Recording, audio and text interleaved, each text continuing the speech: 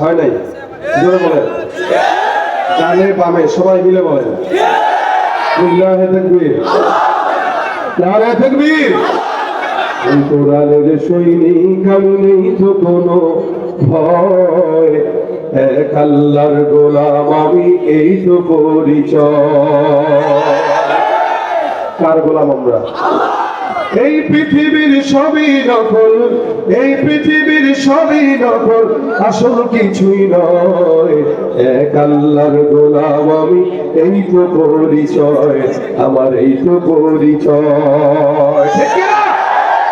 কোরআন হাদিস শাসনতন্ত্র রাসূল আমার নেতা, উৎসাহ মোর চিরমর ইতিহাস বীর গাথা। কোরআন হাদিস শাসনতন্ত্র রাসূল আমার নেতা, উৎসাহ মোর চিরমর ইতিহাস বীর গাথা। এক আল্লাহ ছাড়া আমার দিলে, এক আল্লাহ ছাড়া আমার দিলে নেই তো কারো ভয়, এক আল্লাহর গোলাম আমি এই তো পরিচয়, আমার এই তো পরিচয়। আল কোরআনের সৈনিক আমি নেই তো কোনো ভয়, এক আল্লাহর গোলাম আমি এই তো পরিচয়, আমার এই তো পরিচয়। ঠিক না? লিল্লাহি তাকবীর, আওয়াজ দিয়া নারে তাকবীর। যতক্ষণ আছেন সব হবে না গুনাহ হবে? সব হবে না গুনাহ হবে?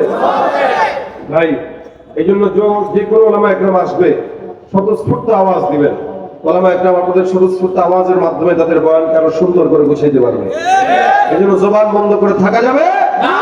গানের প্যান্ডেল হইলে তো ওখানে চিল্লায়, বুড়া মানুষও জবান হয়ে যায়। 80 বছরের বুড়াও তাকাইলে মনে হয় 20 বছরের যুবক। টুপি মাথায় দিয়েও নাচে। খেলোয়াড় যখন খেলে তখন স্টেডিয়ামে দেখবেন সব জোয়ান হয়ে যায়, নাচানাচি শুরু করে।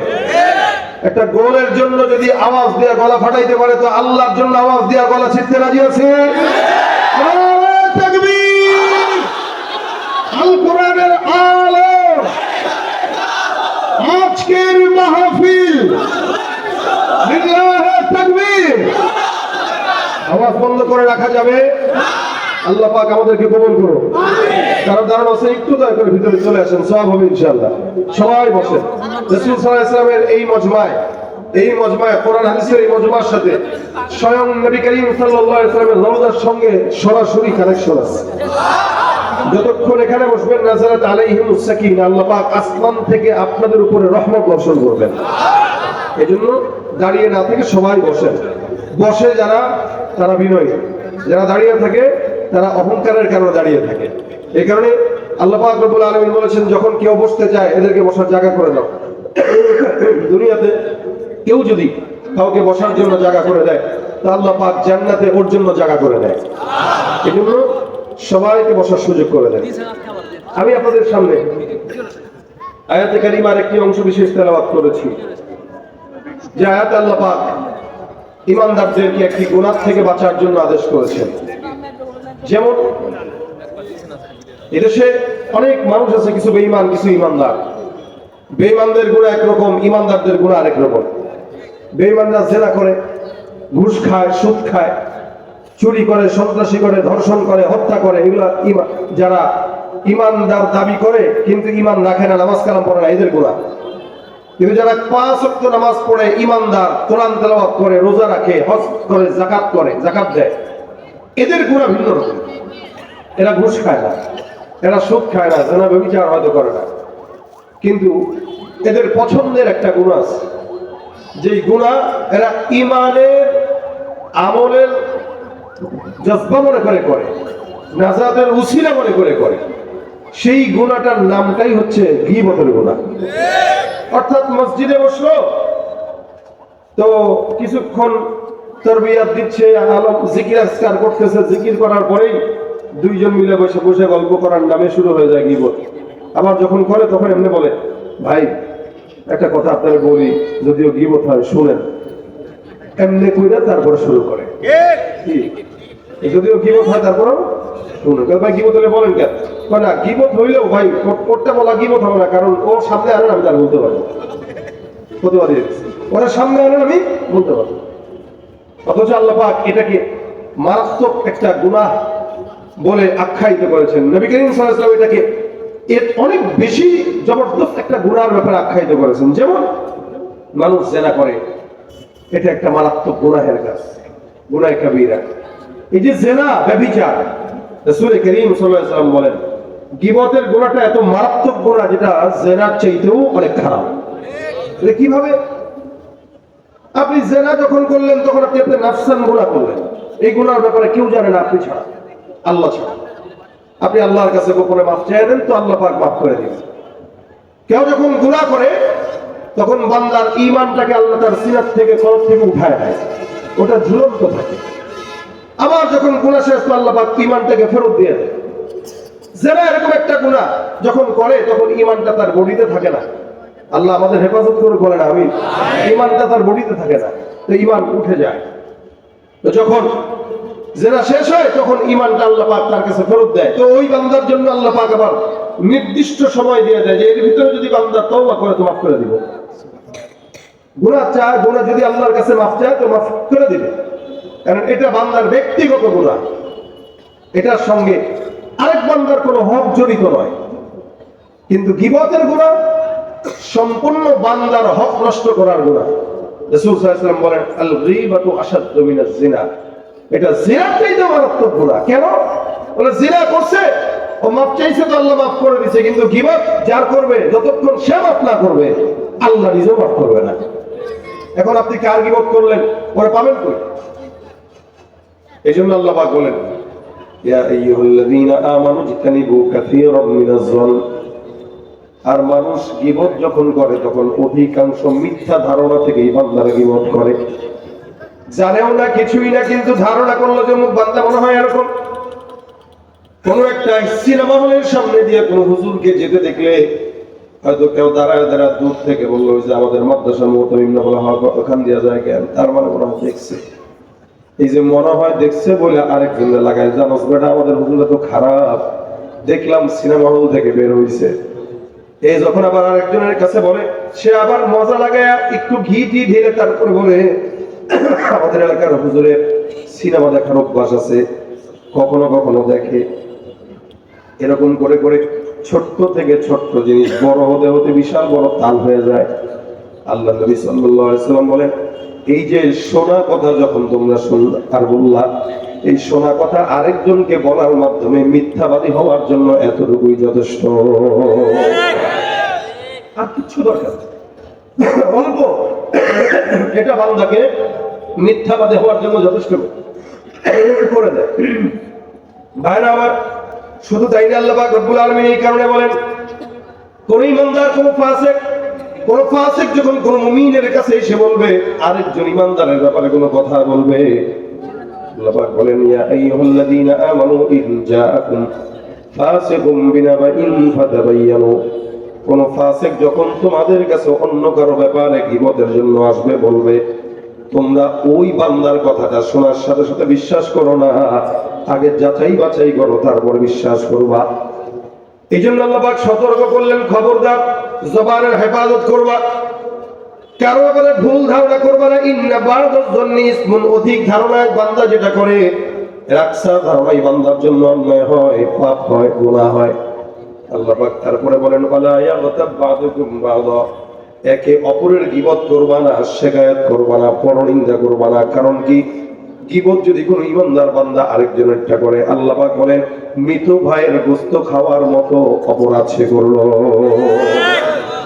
মৃত ভাইয়ের গোশত খাইতে কেউ পছন্দ করে না, কিন্তু এমনি গোশত খাইতে পছন্দ। মানুষ যেমন মুরগির গোশত, গরুর গোশত এগুলো খেতে পছন্দ করে, গোশত জিনিসটাই মানুষের কাছে পছন্দের, ঠিক তেমনই ভাবে গীবতটাও গোশত খাওয়ার মতো পছন্দের একটা জিনিস, কিন্তু সে জানে না কিসের গোশত খাইতেছে।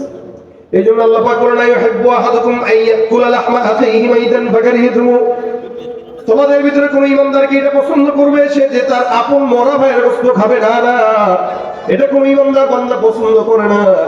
কিন্তু ইমানদার বান্দা গুনাহ করে ঠিক, মুসলমান নবীর উম্মত, এই কারণে মানুষ যা করে তার জবান দিয়ে করে, কিন্তু জবানটাকে আল্লাহ পাক রব্বুল আলামিন শুধুমাত্র আল্লাহর গোলামির জন্যই দিয়েছেন, ঠিক কিনা? আর ভাই জবানটা আল্লাহর নাম নেওয়ার জন্য, জবানটা আল্লাহর নিয়ামত, এটা দিয়ে বান্দা গীবত করবে, মিথ্যা বলবে, এটার জন্য আল্লাহ দেয় নাই। এটা দিয়ে নেতার গোলামি করবো, এটার জন্য আল্লাহ দেয় নাই। জবান দিয়েছেন শুধুমাত্র আল্লাহর নামের জিকিরের জন্য আর ইবাদত গুজারের জন্য। এই কারণে এটা এত বড় একটা নিয়ামত, যে নিয়ামতটা আপনার আমার হাত আছে, হাতের ব্যথা আছে না? কথা বলে আছে কিনা? পা ব্যথা করে কিনা? পেট, পিঠ, কোমর, এমন কোন অঙ্গ প্রত্যঙ্গ নাই মানুষের যেটা ব্যথা করে না। গলা ব্যথা, আমার এই ঠান্ডায় আপনারা আমার গলা আওয়াজ শুনে বুঝতে পারতেছেন। আমি যে লোক 2-1.5 ঘন্টা বয়ন করলে কোনো চা লাগে না, সে আমি ঠেলায় করে এখন একটু মুখে দিচ্ছি, তার মানে গলার অবস্থা তেমন ভালো না। এটা বলতে বলতে বলতে বলতে অবস্থা বেগতিক হয়। মানুষের প্রত্যেকটা অঙ্গ প্রত্যঙ্গের অসুস্থতা আছে, ব্যথা আছে, কিন্তু জিহ্বাটাকে আল্লাহ পাক এমন ভাবে বানিয়েছেন, মরণ জন্ম থেকে নিয়ে মৃত্যু পর্যন্ত মা মা করে কানবে, কথা বলবে, কোনোদিন জিহ্বা বান্দা ব্যথা হয় না। কেন? এই জিহ্বাটা দিয়ে আল্লাহ পাক শুধুমাত্র তার জিকিরের জন্য বানাইছেন। যে জিহ্বা দিয়ে তুই আমার জিকির করবি, অমুক নেতার চরিত্র ফুলের মতো পবিত্র, এটা দেওয়ার জন্য তোদের পাঠাই না। এজন্য ভাইরা আমার, জিহ্বাটা দামি। নবী বলেন, তোমরা তোমাদের জবানের হেফাজত করো।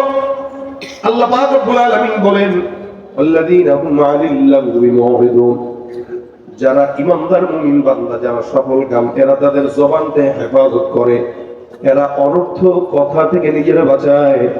আমাদের সমাজে চায়ের দোকানগুলোতে যায় দেখবেন, এখানে মোটামুটি ছোটখাটো একটা সংসদের আসর বসে। এই সংসদের ভিতরে চাওয়ালা হলো স্পিকার, আর যারা চা খাইতে আসে এরা সব হলো মন্ত্রী এমপি। বসা বসা যত প্রকার গীবত আছে সব গীবত চায়ের আড্ডাখানায় হয় কিনা। ছোটখাটো সংসদ কায়েম করে। এই জন্য ভাইরা আমার, আল্লাহ নবী সাল্লাল্লাহু আলাইহি ওয়াসাল্লাম বলেন, নাজাত যদি পেতে চাও, জান্নাত যদি পেতে চাও, তোমাদের জন্য 2টা অপশন। আল্লাহ নবী বলেন, 1 নাম্বার কোন ইমানদার বান্দা, ওই বান্দা যদি তার 2 চোয়ালের মাঝ ভর্তি করার জায়গায় যে জিনিসটা আছে ওইটার হেফাজত করে, অর্থাৎ জবানের হেফাজত করে। আল্লাহ নবী বলেন, কোন ইমানদার বান্দা যদি তার জবানের হেফাজত করে, তার জবানের গ্যারান্টি দেয়। আর কোন ইমানদার বান্দা যদি তার যৌনাঙ্গের অথবা তার লজ্জাস্থানের গ্যারান্টি দেয়, আল্লাহ নবী বলেন, এই 2টা জিনিসের গ্যারান্টি কোন ইমানদার দিবে, আমি নবী তাকে আল্লাহর জান্নাতের গ্যারান্টি দিয়ে দিব। আমার পয়গম্বর বলে দিয়েছেন, তুমি তোমার জবানের হেফাজত করবা আর তোমার লজ্জাস্থানের হেফাজত করবা। এই 2টা জিনিসের গ্যারান্টি তুমি যখন দিবা, আমি আল্লাহর নবী তোমার জান্নাতের গ্যারান্টি দিব। এই জন্য আবু বকর সিদ্দিক রাদিয়াল্লাহু তাআলা এর নিজাম ছিল, কখনো কখনো উনি কোন জায়গায় দাঁড়ায় দাঁড়ায় বসে বসে উনি ওনার জিহ্বাটাকে এই পর্যন্ত বের করে টানাটানি করতেন। ওনার জিহ্বাকে ডানে নিতেন, বামে নিতেন, সামনে পিছনে নিতেন, জিহ্বাটাকে বারবার কেমন যেন শাস্তি দিতেন। একদিন আমিরুল মুমিনিন ওমর ডাক দিয়ে বলে, হে আবু বকর, তোমার জিহ্বাটাকে তুমি কারবার কেন এদিক সেদিক নাও? তোমার জবানটাকে তুমি কেন কষ্ট দাও? জিহ্বাকে কেন কষ্ট দাও? আবু বকর সিদ্দিক রাদিয়াল্লাহু তাআলা বলেন, শুনুন, আমি জীবনে যতবার বিপদে পড়েছি, যত মানুষকে বিপদে পড়তে দেখেছি, প্রত্যেকটা মানুষকেই শুধুমাত্র তার জবানের কারণেই পদস্খলন হতে দেখেছি। জবান দিয়ে যখন বলে ফেলায় রাজাকার, তখন ক্ষমতাও থাকে না। জবানের স্লিপ কাটলো, ইজ্জতের স্লিপ কেটে গেছে, ক্ষমতার স্লিপ কেটে গেছে। এই জন্য খুব লক্ষ্য করবেন, জবান দিয়া কোনো ওলামা ইকরামের বিরুদ্ধে কথা বলবেন না, তাহলে আপনার ইজ্জত থাকবে না। এই বাংলাদেশে যারাই ইসলামের বিরুদ্ধে জবান খুলছে, তাদের ক্ষমতাও টিকে না, গদিও টিকে না। কি হবে শেষ নবী, কি হবে আলেম হয়ে ইমাম সেজে সমাজেতে, তাও যদি সত্য কথা উচ্চ স্বরে না বলিতে। কি হবে আলেম হয়ে ইমাম সেজে সমাজেতে, পারো যদি সত্য কথা উচ্চ স্বরে না বলিতে। চাকরির ভয় করো যদি, ছেড়ে দাও ওই না গদি। চাকরির ভয় করো যদি, ছেড়ে দাও ওই না গদি। কি হবে ধোঁকা দিয়ে আল্লাহকে, কি হবে বেঁচে থেকে অযথা বিদ্যা শিখে, যদি না করতে পারি শোষণবিহীন সমাজটাকে। কি হবে কিতাবাদির তালিম দিয়ে মাদ্রাসাতে, যদি ওই খোদার কোরআন নিষিদ্ধ হয় আদালতে। কি হবে কিতাবাদির তালিম দিয়ে মাদ্রাসাতে, যদি ওই খোদার কোরআন নিষিদ্ধ হয় আদালতে। কাপড়ের কাপড় মাথায় বাজারে আয় ছুটে আয়, কাপড়ের কাপড় মাথায় বাজারে আয় ছুটে আয়, বিলিয়ে দে না তোদের জীবনটাকে, কি হবে বেঁচে থেকে অযথা বিদ্যা শিখে, যদি না করতে পারি শোষণবিহীন সমাজটাকে। হক কথা সব জায়গায় বলা লাগবে, কি বলেন? হক কথা ক্ষমতা থাকলেও বলা লাগবে, না থাকলেও বলা লাগবে। হক কথা এমপি হলেও বলা লাগবে, এমপি না হলেও বলা লাগবে। হক কথা আলেমদেরও বলা লাগবে, আপনাদেরও বলা লাগবে। ইসলামের পক্ষে জবান থাকবে তো জবান টিকবে, ইসলামের বিপক্ষে জবান যেটা খুলবে ওই জবান বাংলার জমিনে টিকবে না ইনশাআল্লাহ। এই জন্য জবান যতদিন আছে কার গোলামি হবে? কার গোলামি হবে? ভাইরা আমার, খালি জবান একটু এলোমেলো তো সম্মান নষ্ট হয়ে যায়, জবান ধ্বংস ও সবকিছু ধ্বংস। এই জন্য রাসূল বলেন, তুমি দুইটা জিনিসের গ্যারান্টি দাও, হয়তো তোমার জবান আর তোমার লজ্জাস্থান, এই দুইটা জিনিস দামি। এই দুইটা অঙ্গ ছোট, কিন্তু ছোট অঙ্গের কাজও বেশি। যখন এই ছোট অঙ্গ দুইটা ভালো কাজে লাগে তো ওর দাম বেশি বেড়ে যায়, আর যখন এটা খারাপ কাজে লাগে ওর চাইতে খান্নাস আর কেউ হতে পারে না। কথা এটা দামি জিনিস, কালাম এটা দামি জিনিস। আল্লাহ যদি প্রত্যেকটা কথার বিপরীতে টাকা নিত, আমরা কথা বলতে পারতাম না। কিন্তু আল্লাহ পাক ফ্রি করে দিয়েছে, ফ্রি, যা মন চায় বলো। এ কারণে লাগামো টেনে ধরছেন না, যা মন চায় বলো না, খালি একটু হেফাজত করে বলতে পারবা তো জান্নাতের গ্যারান্টি হয়ে যাবে। আর হেফাজত করবে না তো দুনিয়াও শেষ, আখিরাতও শেষ। এই জবান দিয়ে কি পরিমাণে পেঁচ লাগানো যায়, বিশেষ করে আমাদের বাংলাদেশের ঘর সংসার গুলোতে নারীরা পেঁচ লাগায়, ভাইয়ে ভাইয়ে দ্বন্দ্ব লাগায় এই নারী তার জিব্বা দিয়া। সারাদিন কাজকর্ম করে ঘরে ঢুকে স্বামী আর আসলটা ধইরা বোতামটা লাগায়, আর একটা কথা বলবো না, থাক। স্বামী কয় বলো না, না না বললে তো তুমি আবার মাইন্ড করো, তুমি মনে করো আমি খারাপ, থাক। স্বামী কয় ঠিক আছে, আমি তোমার খারাপ মনে করবো না, বলো। কয় না তোমার আম্মার বিষয়, থাক বাদ দাও, মুরব্বী মানুষ। এই কয়ে কয়ে কয়ে আবার সংসারের ভিতরে মা আর ছেলের সম্পর্ক নষ্ট করে, ভাই আর ভাইয়ের সম্পর্ক নষ্ট করে, এভাবেই হয়। এই জবান এত খারাপ। ওই থানভী রহমাতুল্লাহ সম্বন্ধে একটা ঘটনা পড়েছিলাম, গল্প উনি বর্ণনা করেছিলেন যে এক বাদশা তার বিবিরে খুব মহব্বত করতো। বাদশার কাছে একটা দাসী ছিল, দাসীর এটা পছন্দ হয় না, দাসী পেঁচ লাগাবে কেমনে? দাসী পেঁচ লাগানোর নিয়ত করিয়া স্বামীর বাদশারে ডাক দিয়ে বলতেছেন, বাদশা মহোদয়, আপনি তো আমার তেমন বেশি ভালো টানো পান না, তবে আপনার আমি একটা জিনিস বলি, আপনি বিশ্বাস আজকে না করলেও কালকে করতে বাধ্য হবে। বলে বলো কি? আপনার বিবি যেটা জানে আপনি সব কিছু দিয়ে রাখেন, এত মহব্বত করেন, ওই বিবি কি করে জানেন? বলে কি করে? আপনি বাদ দিয়ে আরেকজন সে মনে মনে ভালোবাসে। এটা কি বলে না, আমার বিবির মতো বিবি আর হয় না, তুই আমার সন্দেহ ঢুকিয়ে দিছিস? বলে না, সন্দেহ না, এটাই বাস্তব। একই কথা আবার বিবির কাছে যায় বলতেছে যে আপনি তো বাচ্চাকে এত কিছু করেন, শিকারের নামে কই কই যায় খোঁজ রাখেননি? বলে কই যায়? আর বলেন না, নাম তো দেয় শিকারের, কিন্তু যায় তো আরেক বেডির লোকের রাত কাটাইতে। তুমি কেমন জানো? আমার কাছে সব খবর আছে, আমি বুঝেন না গোয়েন্দাগিরি করি, আমি তো আপনার ভালোবাসি, আপনার ভালো চাই বলেই খোঁজ খবর রাখি, আপনি তো আমার চিনলেন না। এই কয়া এর চেয়েও টাকা খায়, এর থেকেও টাকা খায়। অনেকদিন চলে গেল। একদিন এরকম করতে করতে বাদশা এবং তার বিবির মাঝখানে দ্বন্দ্ব লাগাইয়া সন্দেহ ঢুকাই দিছে। তো হঠাৎ করে একদিন বাদশারে ডাক দিয়া বলে, বিবিরে ডাক দিয়া বলে, শোনো, স্বামীর মহব্বত পাওয়ার জন্য আমার কাছে একটা রাস্তা আছে, তুমি যদি চাও আমি বলতে পারি। বলো। ভালো একটা কবিরাজ আছে। কি কবিরাজ? কি করতে বলছে বলো। কবিরাজ বলছে, তোমার স্বামীর এই যে ঘাড়ের এখানের চুল তুমি যদি নিয়ে এসে দিতে পারো তো এমন পড়া দিবে, সারাদিন তোমার কিছু গুরগুর গুরগুর গুরগুর করে করবে। এখন এই কথা শুনে তো বহু মহা খুশি, আরে সামনে তো ঘুরাইতে মজা। ঠিক আছে, কি করা লাগবে? রাত্রেবেলা যখন ঘুমাবে তখন ছুরি একটা নিয়ে সুন্দর করে যাবা, এখানে কিছু চুল নিয়ে আমার কাছে দিবা, এমন পড়া দেবো আজীবনের জন্য স্বামী ঘুরবে। ঠিক আছে, ভালো, কবে যাওয়া যায়? অমুক রাতে। একই অবস্থা স্বামীর আবার ডাক দেওয়া বলতেছে, শোনেন বাদশা, পরকীয়া এত গভীর পর্যায়ে গেছে, আজকে রাত্রে সে সিদ্ধান্ত নিয়েছে, আমি খোঁজ নিয়েছি, আপনাকে সে ছুরি নিয়ে হত্যা করতে আসবে। আপনি হত্যা হইলে তারপর ওই বেলার সাথে সে ভেঙে চলে যাবে। কথা কয় না, বুঝছেন নি কথা? চিন্তা করছেন পেঁচটা লাগাইছে কোথায়? স্বামী তো আসলেই তাই বলে 100% তাই। দেখবেন আজকে রাত্রে এসে আপনার ঘরে ছুরি নিয়ে ঢুকবে, যদি না ঢুকছে আমি আপনার গোলামি ছেড়ে দিয়ে অন্য জায়গায় চলে যাবো। না থাক, দেখি, অপেক্ষা করি। রাত্রেবেলা ঘুমাইছে, ঘুমের ভান ধরছে, তাকায় দেখে ওই বিবি ঢুকছে আস্তে আস্তে, হাতের ভিতরে চাকু। স্বামী এবার চুপচাপ করে তাকায় তাকায় আস্তে আস্তে টিপটি করে তাকায়, দেখি রে চাকু নিয়ে ঢুকছে, তার মানে আমার দাসীর কথাই সত্য। কি করবে কি করবে, দাসীর কথা যদি সত্য হয়, চাকু নিয়ে যদি আমরা মারতেই আসে তাহলে তো বিপদ। আসছে বিবি আইসা মহব্বতের ঠেলা এই জায়গায় ধরছে, চুল কাটবে, চাকুটা লাগাইছে। স্বামী মনে মনে কয় এখন যদি চুপ থাকি তাহলে তো গলা কেটে নিয়ে যাবে। ভাই, নাস্তিক আর মুরতাদ বেঈমানেরা আমাদের ইসলামের গলায় চাকু দিয়ে ধরে রাখছে। এই মুহূর্তেও যদি চুপ থাকেন ইসলামকে নিয়ে চলে যাবে। এই কারণে ইসলামকে টিকিয়ে রাখার জন্য কোন নাস্তিক মুরতাদের হাতে ছুরি দেখলে চুপ করে বসে থাকা যাবে না, ঠিক কিনা? আল্লাহ পাক রব্বুল আলামিন আমাদের ঈমানি কুওয়াতকে বাড়াতে বলেন। আমি সব সময় চুপ থাকলে হয় না, কিছু সময় জবাব দিতে হয়। স্বামী ওই কথা শুনে আর হালত দেখা জবাব দেওয়ার জন্য তো রেডি, যে যেই বউ আমার মারার জন্য আসে ওরা রাখাচ্ছে না, রাখা ভালো। এবার গরব থেকে ছুরিটা এমনি ধইরা বিবির সাথে সাথে পেটের ভিতরে ঢুকাই দিছে, বাস বিবি খালাস।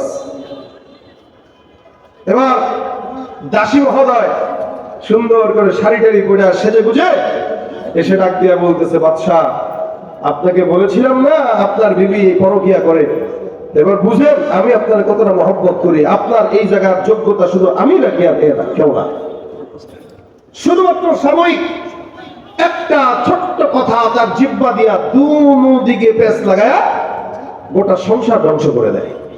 এই জন্য জবান বড় দামি জিনিস। এটা যখন ভিতরে থাকে তখন দামি থাকে, এটা যখন বের হয় তখন এটার হালত হয় দুইটা, হয়তো এটা সুগন্ধি ছড়ায়, নয়তো দুর্গন্ধ ছড়ায়। এ কারণে জবান দিয়ে কথা বলার আগে হিসাব করা দরকার, আমি কি বলছি না বলছি। এই জন্য আল্লাহ বলেন গীবত শিকায়ত থেকে তোমরা বাঁচো। ওয়ালা ইয়াগতাব বা'দুকুম বা'দা, একে অপরের গীবত করো না। কেন গীবত করলে কি হয়? বলে যে ইমানদারটা নামাজ পড়লো, রোজা রাখলো, সব করলো, করার পরে আরেকজনের গীবত করলো। ওই বান্দার যা নামাজ পড়লো সব কিছু গীবতের মাধ্যমে ধ্বংস হয়ে ওই বেচারার গুনাহগুলো তার কাঁধে আসলো, তার আমলটা তার কাঁধে গেল, খালি রদ বদল হয়ে গেল, রদ বদল। এ কারণে আমি বলি গীবত যদি করতে হয় ভাই, নিজের বাবার গীবত করেন, মায়ের গীবত করেন। এখন আপনারা বলবেন এটা কেমন কথা, মা বাবার গীবত কেমনে করে? আবার মা বাবা সবচেয়ে সম্মানিত, দামি, মা বাবার গীবত করতে পারেন না তো আরেক ভাইটা করেন কেন? আপনার কাছে আপনার মা বাবার যেমন দাম আছে, মুসলমান ভাইয়ের দাম নাই? অথচ আল্লাহ পাক বলেন প্রত্যেকটা মুমিন এরা ভাই, ইন্নামাল মুমিনুনা ইখওয়া, মুমিনরা ভাই ভাই। রাসূল বলেন মুমিনরা ভাই। এখন যদি কোন মুমিন ভুল করে তাহলে কি করবে? ইসলাহের নিয়তে তাকে মহব্বতের সাথে সংশোধন করে দেন। ফাসলিহু বাইনা আখাওয়াইকুম, তুমি তোমার ভাইদের মাঝখানে মহব্বতের সাথে ওটা সংশোধন করে দাও। ওয়াত্তাকুল্লাহ, সংশোধন করতে যায় জুলুম করো না, অত্যাচার করো না, তাকওয়া অর্জন করো, আল্লাহর ভয় রাখো অন্তরে। কোন মুমিন ভাইকে ভুল করার সাথে সাথে তাকে সুন্দর করে ধরায় দাও, ভাই তোমার এটা অন্যায়। কিন্তু গীবত শিকায়ত করো না। কেন? গীবত তোমার আমলকে উই পোকা যেমন নষ্ট করে, সম্পদ তোমার আমলকে উই পোকার মতো নষ্ট করে ছেড়ে দিবে। এখানে আমি বলি গীবত করতে হলে মা বাবার নামে করবেন। কেন? আপনি যখন গীবত করবেন, আপনি থাকেন গাজীপুর কোনাবাড়িতে, গীবত করলেন চট্টগ্রামে থাকে যে এমন একজন ব্যক্তি, লাভ হইল কি? আপনি এখানে বসে নিজের খেয়ে নিজের পড়ে চট্টগ্রামের একজন লোককে আমল দিয়ে জান্নাতে যাওয়ার রাস্তা সহজ করে দিচ্ছেন। তার চাইতে আপনি আপনার ঘরের মায়ের বিরুদ্ধে কথা বলেন, বাবার গীবত করেন, অন্তত আপনার মেয়ে আমলগুলো আপনার মা বাবার কাছে যাক, ঘরের আমল ঘরেই থাক, ওনারা জান্নাতে যাক। বুঝলেন না কথাটা? ঘরের আমলটা ঘরেই থাক, ওনারা জান্নাতে যাক। আপনারা বলতে পারবেন যে না, আমি আমার মা বাবাকে অন্তত আমাকে জন্ম দিছে এই কারণে হইলেও অন্তত গীবত করে তাদেরকে জান্নাতে পাঠাই। কিন্তু না, যেই লোকটা জান্নাতে কখনো যাক এটা আপনি চান না, ওই লোককে নিজের অগোচরেই জান্নাতের রাস্তা সহজ করে দিচ্ছেন শুধুমাত্র গীবতের নামে। এই জন্য গীবত শিকায়ত মারাত্মক অন্যায় কাজ, মারাত্মক খারাপ কাজ। কারো ব্যাপারে না জেনে কোনো কথা বলা দরকার নেই। আমি জানি না, চুপ থাকবো। তাকে চিনি না, চুপ থাকবো। কিন্তু অযথা তার বিরুদ্ধে কথা বলে নিজের আমল নষ্ট করা দরকার নেই। আমাদের আয়েশা রাদিয়াল্লাহু তাআলা আনহা নবী করিম সাল্লাল্লাহু আলাইহি সাল্লাম এর সামনে একবার ওনার ঘরে একবার হযরত সাফিয়া ঢুকতেছিলেন।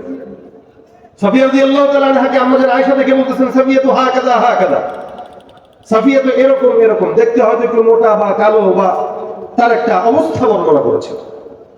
নবী করিম সাল্লাল্লাহু আলাইহি সাল্লাম বললেন, এ আয়েশা, তুমি সাফিয়ার ব্যাপারে এই বললা যে, তুমি কি জানো তোমার এই কথাটা কতটা মারাত্মক খারাপ? যেই কথা যদি সমুদ্রের পানিতে ফেলা হতো, সমুদ্রের পানি কালো হয়ে যেত। আমাদের আয়েশা বললেন, রাসূলুল্লাহ, আমি তো তার কোনো দোষ বর্ণনা করতে চাইনি। রাসূল বলছেন, এটাই দোষ যে সে তার অগোচরে যেটা তুমি বলেছো এটা শুনলে সে কষ্ট পাবে। অর্থাৎ কোনো মোটা মানুষ যাচ্ছে, আপনি হেঁটে বলেন, ওই যে মোটকা যায়, মোটকা, এটা শুনলে সে কষ্ট পাবে, এটাই গীবত। নবী বলেছেন, আতাদরুনা মাল গীবা, হ্যাঁ তোমরা গীবত কি জানো? সাহাবা একরাম বললেন, না, আল্লাহ রাসূল ভালো জানেন। রাসূল বলছেন, যিকরুকা আখাকা বিমা ইয়াকরাহু, তোমার কোন মুমিন ভাইয়ের ব্যাপারে এমন কোন কথাবার্তা আলোচনা যেটা তার অগোচরে বললে সে কষ্ট পায়, যে শুনলে কষ্ট পায়, এই জন্য কারো ব্যাপারে কেনায়াতেও কোনো গীবত করবো না। অর্থাৎ গীবতের অনেক ব্যাপার, অনেক পন্থা, যেমন কেউ মৌখিক কথার মাধ্যমে গীবত করে, কেউ ইশারার মাধ্যমে গীবত করে। অর্থাৎ একটা লোক যেতেছে, আমরা দেখায় চোখ দিয়ে দেখায়, এই চোখ দিয়ে ইশারা গীবত। অথবা ফেসবুকে কারো বিরুদ্ধে লেখালেখি করা, এটাও গীবতের অংশ। এখনকার মানুষ সামনাসামনি বলতে ভয় পায়, কিন্তু লিখতে ভয় পায় না, যা মন চায় লিখে দিচ্ছে, যা মন চায় বলতেছে, গীবতের অন্তর্ভুক্ত। একটা লোক গীবত, একটা বুহতান, একটা ইফ, অপবাদ, মিথ্যা রটানো, এগুলো সব একই রকম গুনাহ, অন্যায়, খারাপ কাজ। শরীয়তে এগুলোর বিচার আছে। এই জন্য ভাইরা আমার, গীবত করে আমরা আমাদের যে ব্যক্তিগত আমলগুলো আছে এগুলো নষ্ট করবো না। গীবত শেখায় পরনিন্দা থেকে আল্লাহ পাক আমাদেরকে হেফাজত রাখুন, বলেন আমিন। গীবত কখন করবে? দুইটা সময়। যেমন কোন মানুষের মাধ্যমে যদি সমাজের কোনো ক্ষতি হয়, তাহলে গীবত করা জায়েজ, কারণ ওর ব্যাপারে, ওর মাধ্যমে সমাজের ক্ষতি হচ্ছে। ইয়াবা পাচার করে, গাঁজা পাচার করে, ফেন্সিডিল পাচার করে, গুনাহ করে, এলাকার ভিতরে চুরি চামারি, চোখটামি, সন্ত্রাসী, ধর্ষণ, এগুলা করে বেড়ায়। এই লোকের ব্যাপারে মানুষকে সতর্ক করা আপনার ইমানই দায়িত্ব, এটা গীবত নয়। দুই নম্বর, দ্বীনের কোনো ক্ষতি করা কারো মাধ্যমে, অর্থাৎ দ্বীনের অপব্যাখ্যা যখন কেউ করে, যার মাধ্যমে সমাজের ক্ষতি হয়, ইমানদারের ইমানের ক্ষতি হয়, এই লোকের ব্যাপারে সতর্ক করা ইমানই দায়িত্ব, এটা কোনো গীবত নয়। আর এই দুইটা ব্যাপারে গীবত নয়, বরং এই কথাগুলা মানুষকে বলা, মানুষকে সতর্ক করা, এটা আপনার জন্য জরুরি, ফরজ। নয়তো মানুষ ধোঁকাগ্রস্ত হবে, দ্বীনের ব্যাপারে ক্ষতিগ্রস্ত হবে। এর বাহিরে ব্যক্তিগত স্বার্থে বা এমনি আছে না, ভাল লাগে না, এটা আমার অনেক মানুষ আছে দেখবেন, মানে চিনে না, জানে না, কোনোদিন কথা হয়নি, দেখা হয়নি, ভাল লাগে না। ভাই কেন ভাল লাগে না? দূর, ফালতু। কেন ফালতু? জানি না, এমনি। আর জানো তো, বলো কেন? তুমি চিনো না, জানো না, কথা বলো নাই, তার সাথে মিশো নাই, সফর করো নাই, লেনদেন করো নাই, এমনি একটা মানুষকে ভাল লাগে না, এটা কেমন হয়? অথচ রাসূল সাল্লাল্লাহু আলাইহি ওয়াসাল্লাম একটা মানুষের মহব্বতকে কতটা গুরুত্ব দিয়েছেন। নবী বলেন, দুনিয়াতে কোনো জমিনের মানুষ যদি কারোর ব্যাপারে সাক্ষী দেয় যে এই লোকটা ভালো, আল্লাহ রাসূল সাল্লাল্লাহু আলাইহি ওয়াসাল্লাম বলেন, দুইজনও যদি সাক্ষী দেয় তার ব্যাপারে, তো সে জান্নাতি হয়ে যাবে। একটা মুমিনের সাক্ষী কত বড় দামি। সেখানে বাসছে আরেকজন মুমিনের ব্যাপারে বাস ভালো লাগে না। কেন? তার যে উন্নতি, এই উন্নতি সে দেখতে পারে না, এই জন্য তার ভালো লাগে না। এই জন্য জবান দিয়া গীবত শেখায় কারো ব্যাপারে করবো না, পরনিন্দা করবো না। জবান দিয়েছেন আল্লাহ, জবান দিয়ে যতক্ষণ সময় হয় আল্লাহ পাকের গোলামি করব। জবান দিয়ে যা করতে পারি সেটা ইবাদত করব, কিন্তু মানুষের গীবত শেখায়ত করে নিজের আমল নষ্ট করার কোনো যুক্তিকতা নেই। এই জন্য রাসূল সাল্লাল্লাহু আলাইহি ওয়াসাল্লাম বলেছেন, তোমরা খাঁটি মুসলমান তখন হবা মান সালিমাল মুসলিমুনা মিন লিসানিহি ওয়া ইয়াদিহি, সেই তো মুসলমান যার হাত এবং জবান থেকে অন্য কোনো মুসলমান নিরাপদে থাকে। আমরা চেষ্টা করব আমাদের হাত এবং আমাদের জবান থেকে অপর কোন মুসলমান ভাইকে হেফাজত রাখার। রাজি আছি ইনশাআল্লাহ? আল্লাহ আমাদের গীবত মুক্ত হায়াত দান করুন। ভাই কারো ব্যাপারে গীবত করবেন না। গীবত মানে কারো অগোচরে কার কোনো একটা দোষ ত্রুটি নিয়ে কথা বলা, শিকায়ত করা, সে মোটাই বলা, সে কালো এটা বলা, সে শুকনা এটা বলা, সে চিকন এটা বলা, সে লম্ব এটা বলা, অথবা কিতাবি নামে ডাকা, মানে তার নাম বাদ দিয়া অন্য কোন নামে ডাকা। লা তালমিজু আনফুসাকুম ওয়ালা তানাবাযু বিল আলকাব। আল্লাহ পাক বলেছেন খবরদার বাজে বাজে লকব দিয়া কোনো মুমিন যেন কোনো মুমিনকে না ডাকে। যেখানে আল্লাহ নিজে মুমিন বলে ডেকেছেন সেখানে কোনো মুমিনকে অন্য কোনো নামে ডাকা যাবে না, নিষেধ। এই জন্য আমরা আমাদের জবানের হেফাজত করবো, কথা অল্প বলবো। সাহাবা একরামরা সময় পেলে জিকির আজকার করতেন, আর আমরা সময় পেলে গীবত শিকায়াত করি। হযরত আবু হুরায়রা রাদিয়াল্লাহু তাআলা আনহুর ব্যাপারে আসছে, উনি প্রতিদিন শুধুমাত্র আস্তাগফিরুল্লাহ ওয়া আতুবু ইলাইহি 12,000 বার পাঠ করতেন। জোরে বলেন সুবহানাল্লাহ। 12,000 বার পাঠ করতেন। ওনার কাছে 2,000 গিট্টু দেওয়া একটা দড়ি ছিল, 2,000 গিট দেওয়া। এটা উনি সবসময় শোয়ার আগে 2,000 বার সুবহানাল্লাহ বইলা তারপরে ঘুমাইতেন। তাদের হাল দেখেন, আমাদের হাল দেখেন। আপনি কেবল এত সময় কই ভাই, সারা সময় আমরা অযথা কথা বলি। আপনি যদি হাতের ভিতরে একটা তাসবিহ নিয়া, ডিজিটাল তাসবিহ নিয়া একটু খালি আজকে নিয়ত করেন যে আমি দেখবো কতবার পড়তে পারি, দেখবেন আপনার প্রত্যেকদিন 10-15,000 বার পড়া হয়ে গেছে। তার মানে আপনি 10-15,000 বার পড়ার টাইমে আপনি সারাদিন খালি এলোমেলো কথা বলেন, গীবত করেন, যার কারণে জিকির করতে পারেন। এই কারণে জবানটাকে আল্লাহর জিকিরের ভিজা দেয়, জবানকে গীবত থেকে শিকায়াত থেকে বাঁচিয়ে রাখার চেষ্টা করে। আল্লাহ পাক যেন আমাদের জবানের হেফাজত করার তৌফিক দান করে। এই জবান দিয়ে আল্লাহর গোলামি ছাড়া কারো গোলামি করতে যেন না দেয়। জোরে বলেন আমিন। কোথা থেকে কোন ভিনদেশী শকুন আমার দেশে এসে সেবার নামের বসল জুড়ে মীর জাফরের দেশে। কোথা থেকে কোন ভিনদেশী শকুন আমার দেশে এসে সেবার নামে বসল জুড়ে মীর জাফরের দেশে। ওদের করতে রাস্তা নাবুদ হতে হবে নির্ভয়, বিপ্লব মানে জীবন দেয়া বসে থাকা নয়, সে কোনদিন আসবে না রে করো যদি ভয়। লড়াইয়ে ওই ময়দানেতে যেতে তোমাকে হবে, প্রয়োজনে সব রক্তটুকু জমিনেই ঢেলে দেবে। লড়াইয়ে ওই ময়দানেতে যেতে তোমাকে হবে, প্রয়োজনে সব রক্তটুকু জমিনেই ঢেলে দেবে। তবুও তোমায় লড়তেই হবে, মানিবে না পরাজয়, বিপ্লব মানে জীবন দেয়া বসে থাকা নয়, সে কোনদিন আসবে না রে করো যদি ভয়। আল্লাহ আমাদেরকে তার গোলামি করার তৌফিক দান করুক, আমাদের জবানকে আল্লাহ গীবত মুক্ত জবান দান করুক, আমাদের জিন্দেগীর যত আমল আছে সব আল্লাহ পাক রব্বুল আলামিন টিকিয়ে রাখার তৌফিক দান করুক। আমার তৌফিক ইল্লা বিল্লাহ। যা শুনলাম বললাম এগুলোর উপর আমল করার তৌফিক দেখ। শেষ পর্যন্ত সবাই বসে আজকের মজমা থেকে ওলামা ইকরামদের জবান থেকে মূল্যবান নসিহত শুনে নিজের জিন্দেগি পরিবর্তন করার চেষ্টা করেন। সুবহানাকাল্লাহুম্মা ওয়া বিহামদিকা আশহাদু আল্লা ইলাহা ইল্লা আনতা আস্তাগফিরুকা ওয়া আতুবু ইলাইক। আসসালামু আলাইকুম।